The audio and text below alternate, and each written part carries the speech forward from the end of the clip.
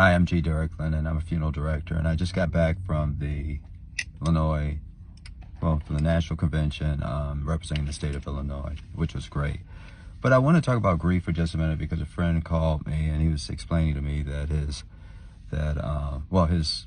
father is in hospice. And what happened is that someone said to him, everything's going to be all right. And I think that people need to understand that that's not a good thing to say to people. And I was so moved to say that because I've been having conversations with people who've experienced loss where people actually walk up to them and say, well, what happened? Or everything's going to be all right. Or he's in God's care, or that God helped him better, and that God, just all these things. And I just want to take a moment to say, those aren't really the best things to say.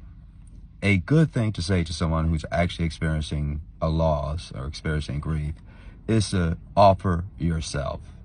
How can I be of assistance to you in your loss? Say what you will do. Don't make offers that aren't genuine. But if you can say, if you need someone to talk to, if you need someone to hold your hand, if you need someone to give you feedback, if you need someone to clean your house, offer services, offer opportunity to assist them. And it can be on any level. But what you don't want to do is to offer them a false sense of encouragement. And when I say a false sense of encouragement, is that everything's going to be all right is based on someone else's value system. It might be yours, it might be theirs, but it's a false value system from your perspective because you don't know what their value system is. Now, let me tell you the people that they have said that to. The person said to me, it's not going to be all right. It's never going to be all right. That's not good either. Because now what you're giving yourself permission to do is to grieve inappropriately, to have bad grief. Eventually, in time, because time heals all, it is going to be all right. Mr. Ernest Griffin, funeral director extraordinaire in Chicago, I believe he's known worldwide, told me a story. And the story was about when his wife gave birth to their first daughter. And it is a very public story, so I don't feel as if I'm misrepresenting Mr. Griffin, because he would tell it often. But his first wife passed as she was giving birth. And the baby survived, and she's an adult and living quite well. And the funeral home told him, the hospital told him that he could not transfer his wife, that he had to leave her at the funeral, at the hospital, and that they would then decide what funeral home would transfer her to his funeral home and how they would do that. It was going way back, like in 1930, whatever. And he said, his response was, oh, okay. So he went in the night and went and got his wife anyway and took her back to the funeral home. I don't know how funeral directors do this, but he embalmed her and funeralized her and did the whole thing. But after he did that, he said he was sick for a year. He couldn't get out of bed. He was just devastated. He had a daughter and his wife was gone and all that. But as he told the story, he had a smile and a twinkle in his eye.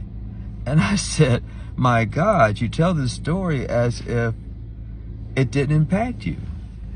And he said, time heals all things. I said, wow.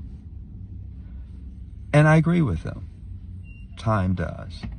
So instead of saying, because someone said to you that it's going to be all right, instead of saying, oh, it's not going to be all right because they said it's going to be all right, is counterintuitive. You don't have to go, and maybe it's not counterintuitive. Maybe it is counterintuitive. I guess if they swerve to the right, you're going to swerve back, but you don't overturn because now you're in the other lane. So you just want to, if you have to swerve, you correct it. That statement is a swerve. It's going to be all right. Correct the statement. Put it back where it needs to be. Put it in perspective. Don't overcorrect where now you're heading into it's not going to be all right. Because now you're saying, oh, but it's not going to be all right. And you have to kind of worry about that because words have power. My real estate agent told me, I was talking to her one day, I was talking about these tenants won't ever get out of my building. And I said, winter's coming, they'll be here till next year. She said, stop it. Don't say that. He said, say they'll be out by October. I said, okay, they'll be out by October. Do you know when October came, they were gone? Well, I knew that already. But that was just such a more recent example of words having power. So don't give yourself permission for it not to be all right. It's going to be okay. Time heals all things. But while anyone has experienced grief or is actually grieving, understand that it is a process. Just like a wound healing on your arm, it's simply a process. And it's nothing easy about it. It's going to be painful. You're going to cry. You're going to fall down and stomp your feet and bang your head. But in the end, you're going to be all right. Blessings upon everyone. Good day.